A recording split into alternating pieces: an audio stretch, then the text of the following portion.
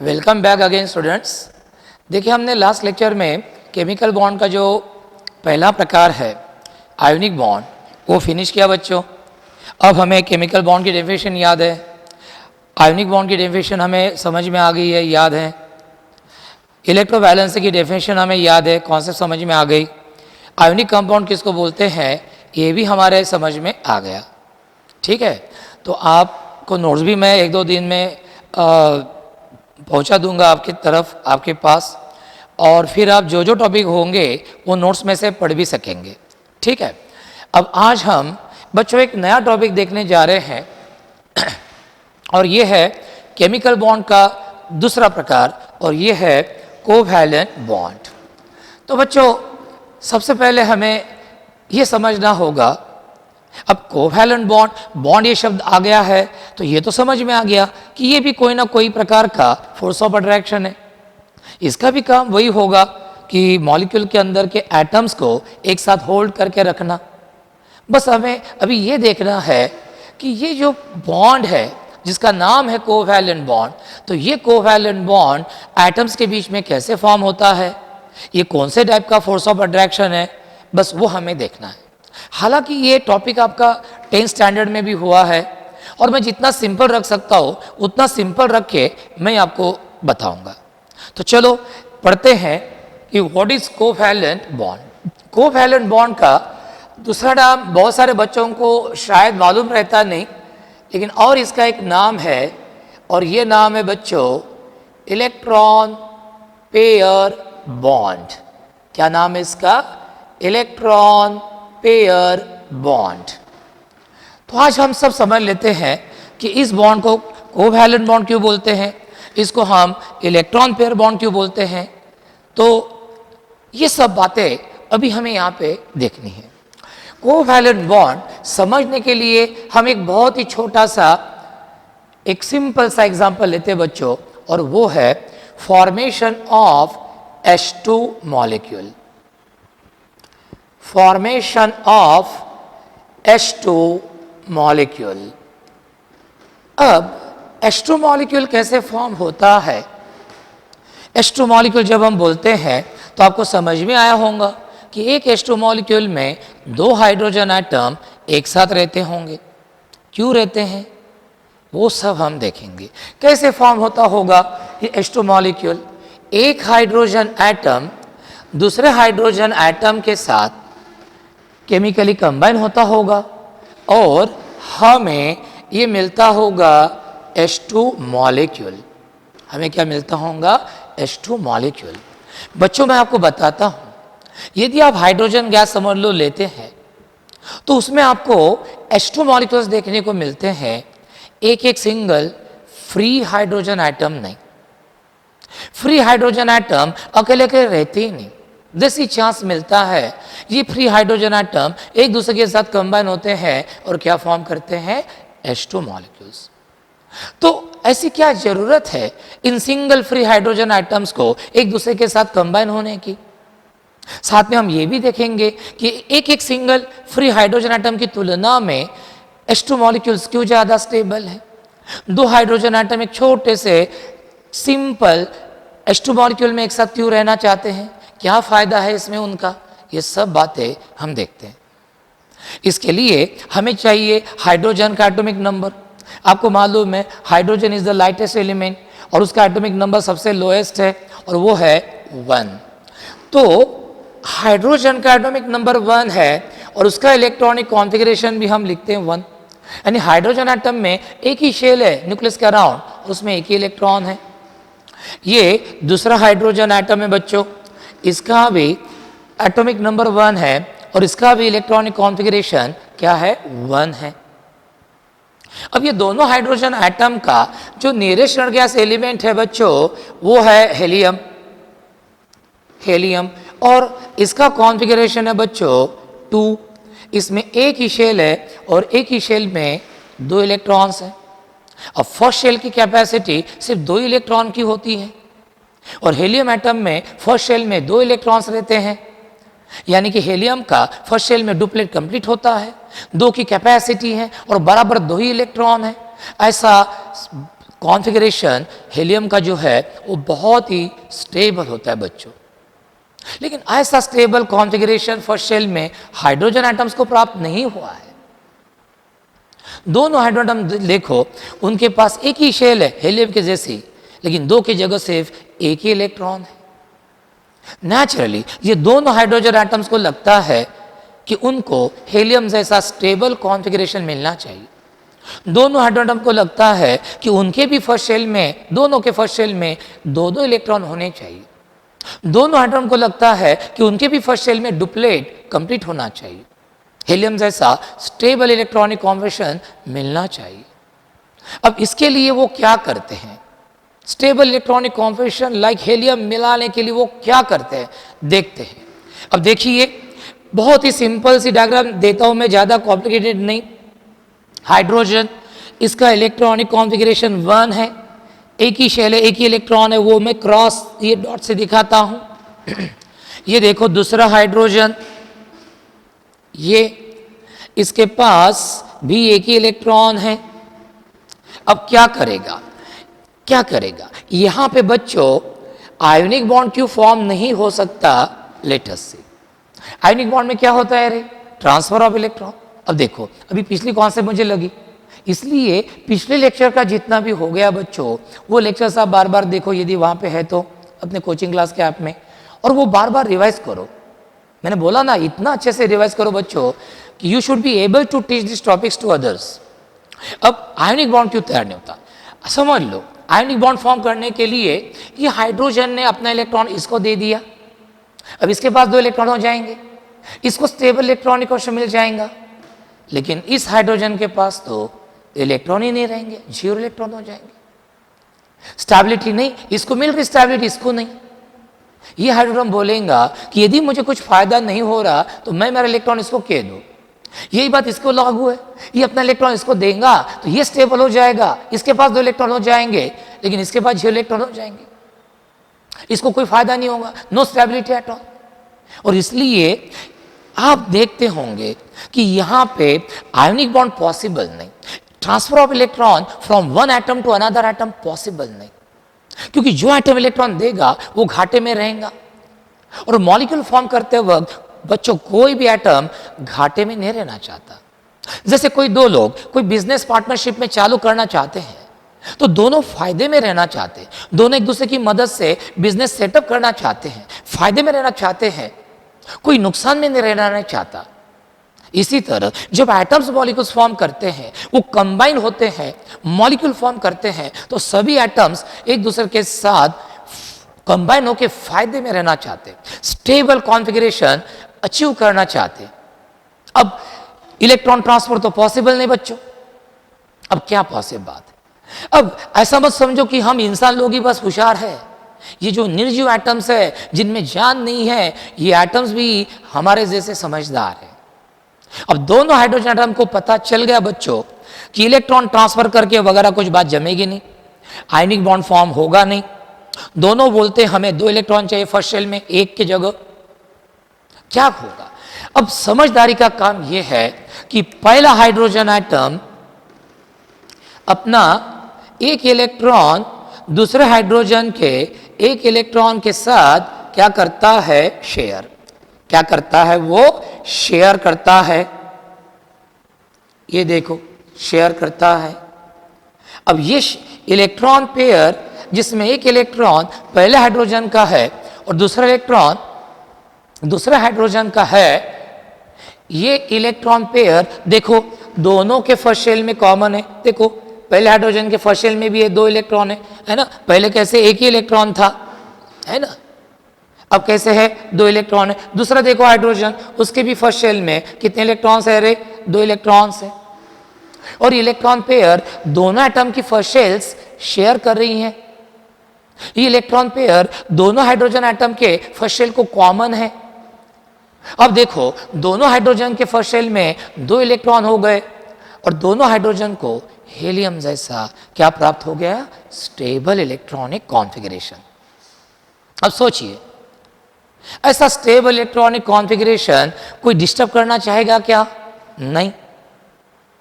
जैसे दो लोगों ने अच्छे से बिजनेस सेटअप किया, दोनों एक दूसरे की मदद कर रहे हैं, तो वो बिजनेस कोई डिस्टर्ब करना चाहेगा क्या? कोई वो बिजनेस को छोड़ के जाना चाहेगा क्या? दो में से कोई नहीं जाएगा, क्योंकि दोनों की एक दूसरे की मदद हो रही, दोनों का फायदा हो रहा, प्रॉफिट हो रहा, वो दोनों लोग साथ में रहना चाहेंगे। इसी तरह ये दोनों हाइड्रोजन ने अपना एक एक इलेक्ट्रॉन एक दूसरे के साथ शेयर किया। ये इलेक्ट्रॉन पेयर जिसको हम शेयर्ड पेयर बोलते हैं। क्यों शेयर्ड पेयर बोलते हैं? क्योंकि it is shared by both the atoms, it is contributed by both the atoms. दोनों इलेक्ट्रॉन पेयर को शेयर कर रहे हैं, वो इलेक्ट्रॉन पेयर दोनों के फर्स्ट शेल में कॉमन है। और इसी तरह आपको समझ में आएगा कि दोनों हाइड्रोजन एटम को बच्चों क्या मिल गया है? Stable electronic configuration. नेचुरली दो में से कोई भी हाइड्रोजन ये स्टेबल इलेक्ट्रॉनिक कॉन्फ़िगरेशन अब डिस्टर्ब करना नहीं चाहता। दोनों चाहते कि ऐसी सिचुएशन बनी रहे, क्योंकि इसमें दोनों का फायदा है। दोनों के फर्स्ट शेल में स्टेबल कॉन्फ़िगरेशन मिल गया है, और इसीलिए ये दोनों हाइड्रोजन एटम एक साथ रहते हैं, बराबर। और साथ में इनके जो न्यूक्लिया है, जैसे इस हाइड्रोजन का न्यूक्लियस इधर रहेगा, इस हाइड्रोजन का न्यूक्लियस इधर रहेगा। जैसे मैं ये देखता हूं, ये पहला हाइड्रोजन का न्यूक्लियस, ये दूसरा हाइड्रोजन का न्यूक्लियस, ये इलेक्ट्रॉन पेयर। अब ये इलेक्ट्रॉन पेयर क्या करती है? एक तो स्टेबल कॉन्स्टेंट मिला, और दोनों के न्यूक्लियस को अपने तरफ वो होल्ड करके रखेंगी, क्योंकि इलेक्ट्रॉन पेयर होते हैं नेगेटिवली चार्ज, न्यूक्लियस होते हैं पॉजिटिव चार्ज, तो दोनों को न्यूक्लियस को अट्रैक्ट करके रखेगी। साथ में शेयर्ड इलेक्ट्रॉन पेयर भी है, और ये इलेक्ट्रॉन पेयर दोनों के फर्स्ट शेल को कॉमन है, जिससे उनको क्या मिला? Stable electronic configuration. अब सोचिए ये स्टेबल इलेक्ट्रॉनिक कॉन्फ़िगरेशन वो डिस्टर्ब करना नहीं चाहते, और इसीलिए वो एक साथ रहते हैं। इसीलिए वो क्या रहते हैं? एक साथ रहते हैं। ये इलेक्ट्रॉन पेयर दोनों एटम के न्यूक्लियस को अपने तरफ होल्ड करके रखती है, बराबर। तो इस तरह ये दो हाइड्रोजन के बीच में एक शेयर्ड पेयर बन गई। हम बोलते हैं कि इन दो हाइड्रोजन एटम के बीच में क्या बन गया? एक कोवैलेंट बन गया, एक कोवैलेंट बॉन्ड बन गया। हम बोलते हैं कि देखो दो हाइड्रोजन एटम के बीच में क्या बन गया? एक कोवैलेंट बॉन्ड बन गया। क्या बन गया? एक कोवैलेंट बॉन्ड बन गया। तो कोवैलेंट बॉन्ड कैसे फॉर्म हुआ? इस तरह। कैसे? The bond which is formed by the sharing of electrons between two atoms is called as covalent bond. क्या बताई मैंने बच्चों? डेफिनेशन इस तरह है, the bond which is formed by the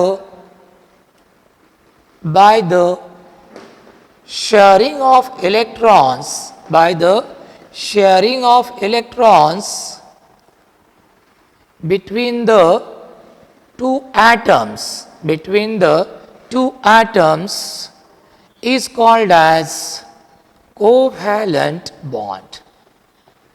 यानी कि जब दो एटम्स के बीच में इलेक्ट्रॉन का शेयरिंग होता है, जब दो एटम्स के बीच में इस तरह इलेक्ट्रॉन का शेयरिंग होता है, उनके बीच में शेयर पेयर बॉन्ड होती है। ये शेयर पेयर दोनों एटम के शेल को, आउट शेल को कॉमन रहती है। ये शेयर पेयर दोनों एटम के न्यूक्लियस को होल्ड करके रखती है, और इस तरह उनके बीच में एक फोर्स ऑफ अट्रैक्शन डेवलप होता है, जिससे वो एटम एक साथ उस मॉलिक्यूल के अंदर रहते हैं।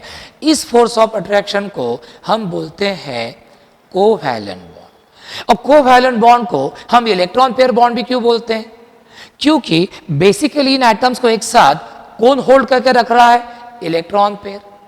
ये शेयर्ड इलेक्ट्रॉन पेयर दोनों एटम के न्यूक्लियस को अपने तरफ खींच के रखती है, और इसीलिए इस कोवैलेंट बॉन्ड को हम और एक नाम देते हैं, और वो है इलेक्ट्रॉन पेयर बॉन्ड। मुझे लगता है कि बच्चों ये कोवैलेंट बॉन्ड की डेफिनेशन अभी आपको समझ में आई है। तो क्या है कोवैलेंट बॉन्ड की डेफिनेशन? पढ़ो तो जरा। The bond which is formed by the sharing of electrons between the two atoms is called as covalent bond। Lastly आपके लिए मैं दोहराता हूं और खत्म काम। What is covalent bond? The bond which is formed by the sharing of electrons between two atoms is called as covalent bond. जब मैं एक बार बोलता हूं तो आप ध्यान से सुनना, जब मैं दूसरी बार बोलता हूं तो आप मेरे साथ बोलने का प्रयास करना, क्योंकि मोबाइल में आपको डेफिनेशन भी दिखती है और मैं साथ में बोलता हूं तो आप मेरे साथ बोलेंगे तो बोलते बोलते आपकी डेफिनेशन याद हो जाएंगी। क्लासरूम में ऐसे ही होता है और 2 या 3 बार में होने के बाद बच्चों की डेफिनेशन याद हो जाती है। मतलब एकदम सही बात मैं कह रहा हूं। और आप ही वहाँ पे जैसे आप समझ लीजिए क्लासरूम में बैठे हैं और सर के सामने हम बैठे हैं और वो सुन रहे हैं, उसी तन्मयता से आप करेंगे तो आपकी वहीं की वही डेफिनेशन क्या हो जाएंगी, याद। तो बच्चों इस तरह से आपको समझ में आ गया कि दो एटम्स के बीच में इलेक्ट्रॉन्स का शेयरिंग होने के कारण जो बॉन्ड फॉर्म होता है उसको बोलते हैं कोवैलेंट बॉन्ड, उसको हम बोलते हैं इलेक्ट्रॉन पेयर बॉन्ड। तो ये होगा हमारा कोवैलेंट बॉन्ड के बारे में। अब आपको ही ध्यान में आया होगा, अकेला अकेला हाइड्रोजन आप लेंगे तो उनके पास एक एक इलेक्ट्रॉन ही है, स्टेबल इलेक्ट्रॉनिक ऑप्शन नहीं। इसीलिए हाइड्रोजन गैस में अकेले अकेले सिंगल फ्री हाइड्रोजन एटम रहती ही नहीं, क्योंकि स्टेबल कॉन्फिगरेशन नहीं उनको। लेकिन वही H2 मॉलिक्यूल देखो, दोनों हाइड्रोजन के फर्स्ट शेल में एक इलेक्ट्रॉन पेयर आ गई, दोनों का डुप्लेट कंप्लीट हो गया, दोनों को हेलियम जैसा स्टेबल इलेक्ट्रॉनिक ऑप्शन मिला। अब ये डिस्टर्ब नहीं करना चाहते, इसीलिए दो हाइड्रोजन एटम उस छोटे से सिंपल से H2 मॉलिक्यूल के अंदर एक साथ रहते हैं। और इसीलिए आपको समझ में आऊंगा कि H2 molecules are more stable than single free hydrogen atoms. अब कोवैलेंट आयनिक बॉन्ड के तो प्रकार नहीं है, लेकिन कोवैलेंट बॉन्ड के प्रकार है। कोवैलेंट बॉन्ड के प्रकार कौन से है? तो कोवैलेंट बॉन्ड के 3 प्रकार है बच्चों, आपको मालूम है। एक है सिंगल कोवैलेंट बॉन्ड, दूसरा है डबल कोवैलेंट बॉन्ड और तीसरा है ट्रिपल कोवैलेंट बॉन्ड। आज हम एक सिंगल कोवैलेंट बॉन्ड की कॉन्सेप्ट समझ लेंगे। एक्चुअली हम देख भी चुके हैं सिंगल कोवैलेंट बॉन्ड, ये जो कॉन्सेप्ट है हमारी, ये कॉन्सेप्ट हम ये फॉर्मेशन ऑफ H2 मॉलिक्यूल लेके एक्चुअली हमने समझ भी ली है। तो अब हम टॉपिक जो देख रहे हैं बच्चों वो है types of covalent bond, types of covalent bond. और इसमें पहला जो प्रकार है वो है सिंगल कोवैलेंट बॉन्ड। क्या ये टॉपिक? Single covalent bond. अब देखते हैं सिंगल कोवैलेंट बॉन्ड किसको बोलते हैं। अभी आपने देखा कैसे H2 मॉलिक्यूल तैयार हुआ। एक हाइड्रोजन एटम ने अपना ये इलेक्ट्रॉन दूसरे हाइड्रोजन के एक इलेक्ट्रॉन के साथ क्या किया? शेयर। दो हाइड्रोजन के बीच में क्या बनी? एक शेयर्ड पेयर ऑफ इलेक्ट्रॉन। दो हाइड्रोजन एटम के बीच में क्या बनी? एक शेयर्ड पेयर ऑफ इलेक्ट्रॉन, ये बनी। और उनके बीच में हम बोलते हैं फोर्स ऑफ अट्रैक्शन बना, उसको बोलते हैं covalent bond, electron pair bond. जब एक एटम अपना एक इलेक्ट्रॉन दूसरे एटम के एक इलेक्ट्रॉन के साथ शेयर करता है, तब उन दो एटम्स के बीच में एक शेयर्ड पेयर बन जाती है। ये शेयर्ड पेयर दोनों एटम के आउटरमोस्ट शेल को कॉमन रहती है। और एक शेयर्ड पेयर जब उनके बीच में फॉर्म हो जाती है तो हम बोलते हैं उन दो एटम्स के बीच में क्या बन गया? एक सिंगल कोवैलेंट बॉन्ड। और ये सिंगल कोवैलेंट बॉन्ड बच्चों हम दिखाते हैं बाय अ सिंगल डैश। ये सिंगल कोवैलेंट बॉन्ड बच्चों हम दिखाते हैं by a single covalent bond. तो आपको समझ में आ गया होगा कि जब एक एटम अपना एक इलेक्ट्रॉन दूसरे एटम के इलेक्ट्रॉन के साथ शेयर करता है, उस वक्त उन एटम के बीच में एक शेयर पेयर बन जाती है जो दोनों के आउटशेल को कॉमन रहती है। और हम बोलते हैं कि उन दो एटम्स के बीच में क्या बन गया? Single covalent bond. हम बोलते हैं उन दो एटम के बीच में क्या बन गया? Single covalent bond. तो how will you define single covalent bond? बच्चों बहुत आसान है। अब एक बार ध्यान से सुनो, एक बार आपने ध्यान से सुनी ना तो दूसरी बार आपको याद ही हो जाएंगे, आप दूसरी बार मेरे साथ ही बोलेंगे। What is single covalent bond? Remember the bond which is formed by the sharing of one electron of one atom with one electron of another atom is called as single covalent bond. और एक बार सुनो क्या definition? The bond which is formed by the sharing of one electron of one atom with one electron of another atom is called as single covalent bond. And this single covalent bond is denoted by a single dash between the two atoms. The single covalent bond is denoted by a single dash between the two atoms. अब इसके आगे chemistry में जब भी आप दो atoms के बीच में एक सिंगल डैश देखेंगे तो समझ लेना कि वो सिंगल डैश रिप्रेजेंट करती है एक सिंगल कोवैलेंट बॉन्ड। मतलब उन दो एटम ने एक एक इलेक्ट्रॉन शेयर किया है, वो शेयर पेयर दोनों एटम के आउटर मोस्ट शेल को क्या है, कॉमन है। ये इसका क्या होता है मतलब।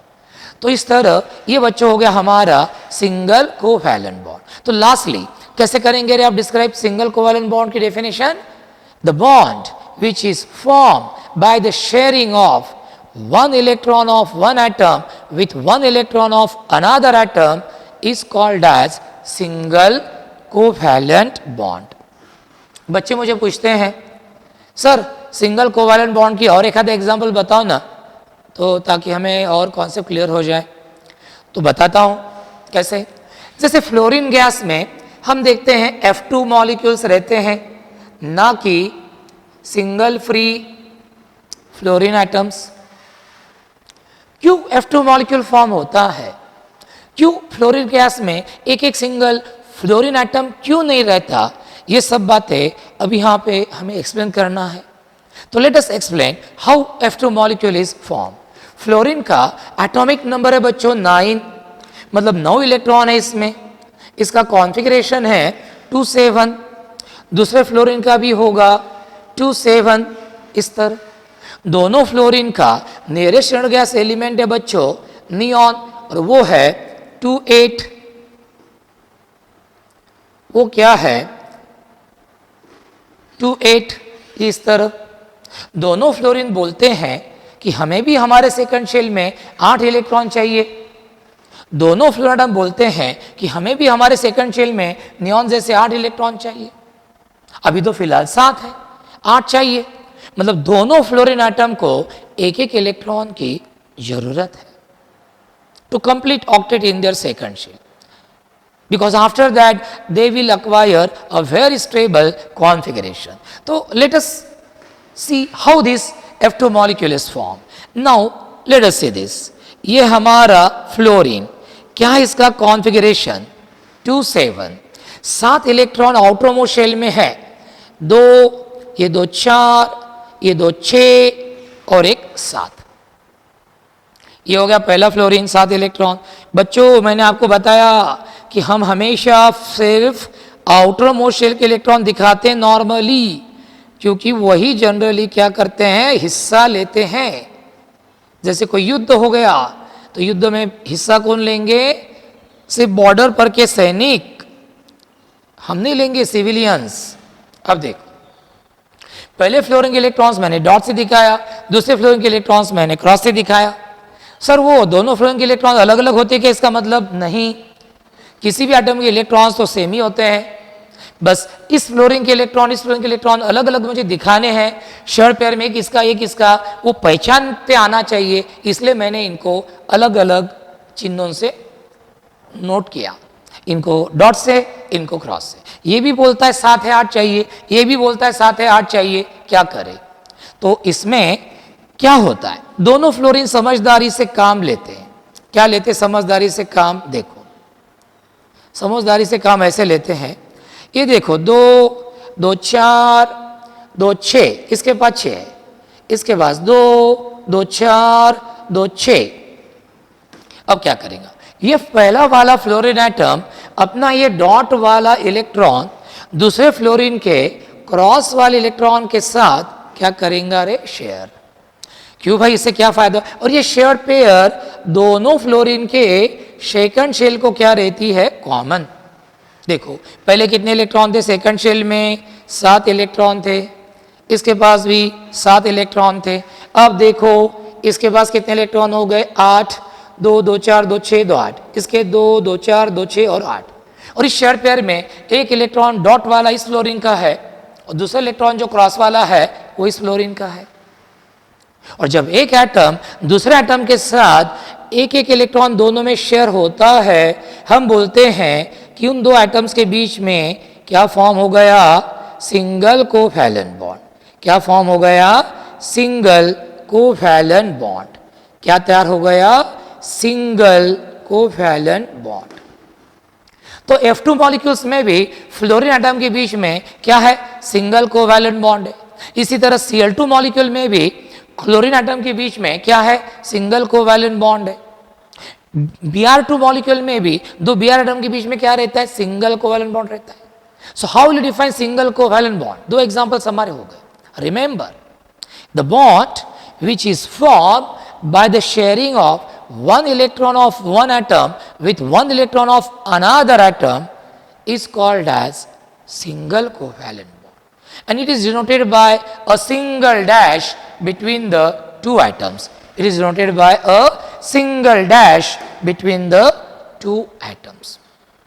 अब बच्चों आखिरी का पॉइंट मैं लेता हूं और फिर अपन ठहर जाते हैं। जैसे अपन ने इलेक्ट्रोवैलेंस की डेफिनेशन देखी थी आयनिक बॉन्ड में कि the number of electrons that an atom can lose or gain is called as electrovalency. इसी तरह कोवैलेंसी क्या है? जैसे पहला वाला हाइड्रोजन कितने इलेक्ट्रॉन शेयर कर आपने खुद के? एक। दूसरा वाला भी कितना कर रहे? एक। तो दोनों हाइड्रोजन एटम अपना एक एक इलेक्ट्रॉन शेयर कर रहे, तो हम बोलते हैं कि हाइड्रोजन एटम की कोवैलेंसी कितनी है? एक।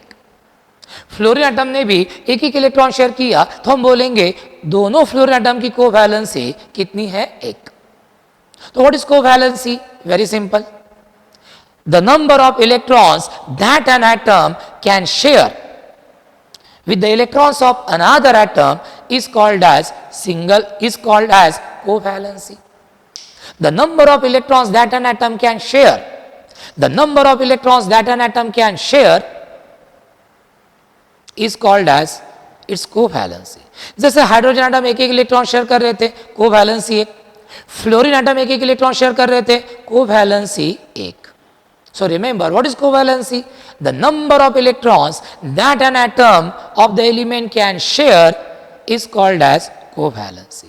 तो आपको ध्यान में आया होगा कि हाइड्रोजन, फ्लोरीन, इन सब की कोवैलेंसी क्या है? एक, क्योंकि वो अपना एक ही इलेक्ट्रॉन शेयर कर रहे हैं। तो इस तरह बच्चों कोवैलेंट बॉन्ड की डेफिनेशन हमारी हो गई कि the bond which is formed by the sharing of electrons between two atoms is called as covalent bond और इलेक्ट्रॉन पेयर बॉन्ड। इसके तीन प्रकार है, सिंगल, डबल और ट्रिपल कोवैलेंट बॉन्ड, जिसमें से हमने पहला देखा सिंगल कोवैलेंट बॉन्ड। वो डेफिनेशन भी आपको याद है कि the bond which is form by the sharing of one electron of one atom with one electron of another atom is called as single covalent bond. And what is covalency? The number of electrons that an atom of the element can share is called as covalency. Hydrogen और fluorine atom अपना एक एक electron share करते हैं, इसलिए हम बोलते हैं कि उन एटम्स की कोवैलेंसी एक है। यदि कोई दो इलेक्ट्रॉन शेयर कर रहा, दो कोवैलेंसी, तीन कर रहा, तीन कोवैलेंसी, चार कर रहा, कोवैलेंसी विल बी 4। तो इस तरह बच्चों आज हमारा ये कोवैलेंट बॉन्ड स्टार्ट हो गया और इसमें पहला जो प्रकार है सिंगल कोवैलेंट बॉन्ड वो हमने फिनिश किया। अब कल बच्चों हम देखेंगे डबल कोवैलेंट बॉन्ड।